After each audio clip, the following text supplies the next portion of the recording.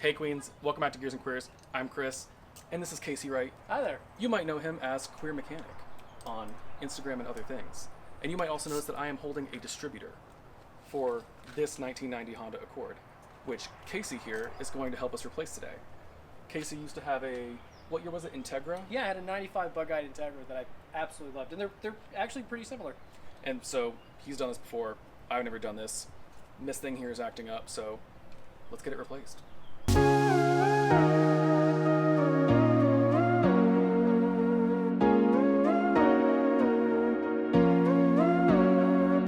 So to explain why we're doing the distributor today, what we're going to do is go ahead and get the car to blink the codes at you. This is OBD1, it's not OBD2, so we don't have a diagnostic connector.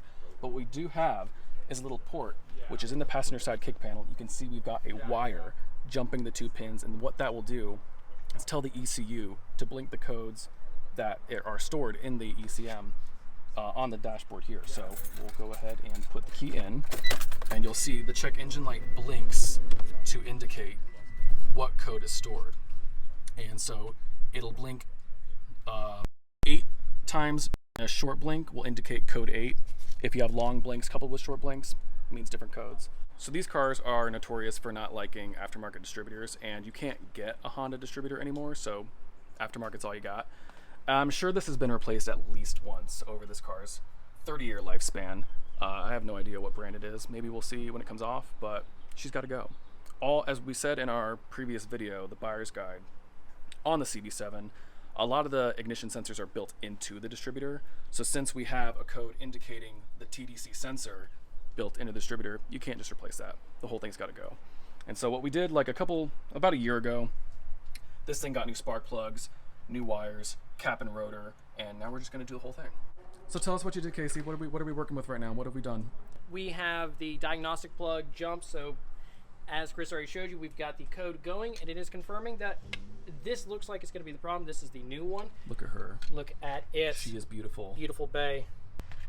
And so what we've done, we've already loosened the bolts on the distributor. When you were not looking, because nobody likes to see a good struggle, that just makes for bad television, is I've already cracked the 3 main bolts that hold the housing of the distributor to the block of the engine. Again, I did it when you weren't looking because I just don't like to show my struggle. We'll see how far I get before I start cursing. And so we got a picture taken, so we know where the spark plug wires were. Yes, we are somewhat prepared. We are vaguely prepared for this. These clips in the back will need to be undone. There's a couple of connectors there that are for the distributor itself, and we have yet to crack those loose, but they will be coming out. And then basically, once we get all those and these 3 main bolts out, old girl here will just slide out from the side of the head. The fantastic thing about these distributors is they are keyed to only go in one way. Was your Integra the same way? If I recall, it kind of was. It's like an offset. It's not perfectly aligned in the center, if you can tell. So really, it's hard to mess up. And then of course there is a bit of adjustability. You can see that those bolts, right there, the distributor can be rotated left or right a little bit, and we will be timing the engine afterwards, and we'll show you how to do that. Hello.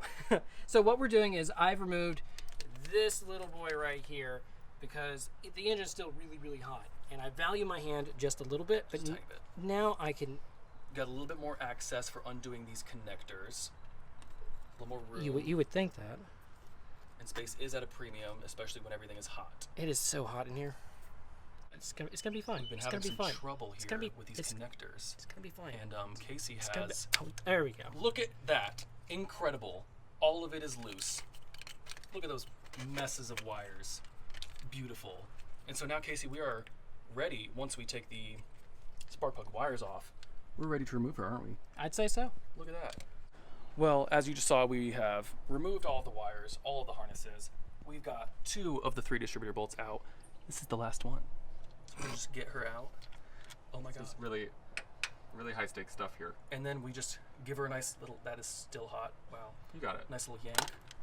A common problem of these is that the oil seal here, where the distributor meets the head, will harden or just stop sealing, whatever, and leak oil down the side or through the distributor in cases. I don't know that necessarily happened with this one, but we can tell it was her time to go.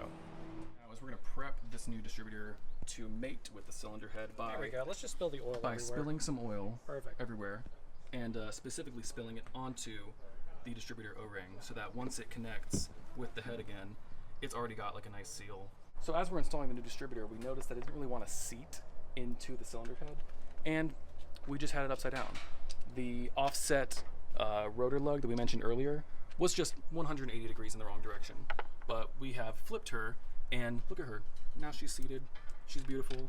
We're gonna get her tightened up, but not fully tight, so we can time her, and then we'll get these connections made back up and move on to the next step.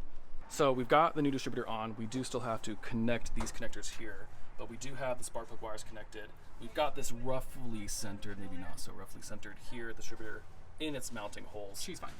Right here next to the exhaust manifold, above the engine code, that little rubber plug, that will come out, and that is what we're going to point the timing light at. We have this connected to the wire for cylinder number 1. This is the correct wire to use. Now we are going to time the engine. So this is the little timing cover, came off of that right there, and we will take mistiming light and we will point her there, and we want this to be at 15 degrees BTDC. And so what we've done is, if you remember, we have the diagnostic jumper jumped in the passenger footwell. You definitely need to do that, otherwise the distributor will try to advance or retard the timing. So we have that done. We're going to crank the car up and get to it.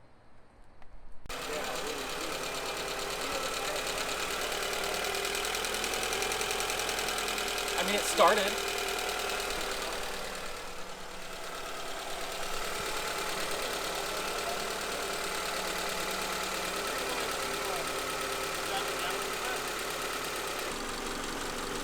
I'm snugging it down. That's you had it absolutely perfect.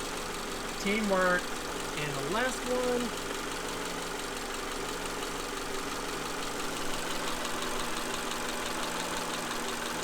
So about where is it?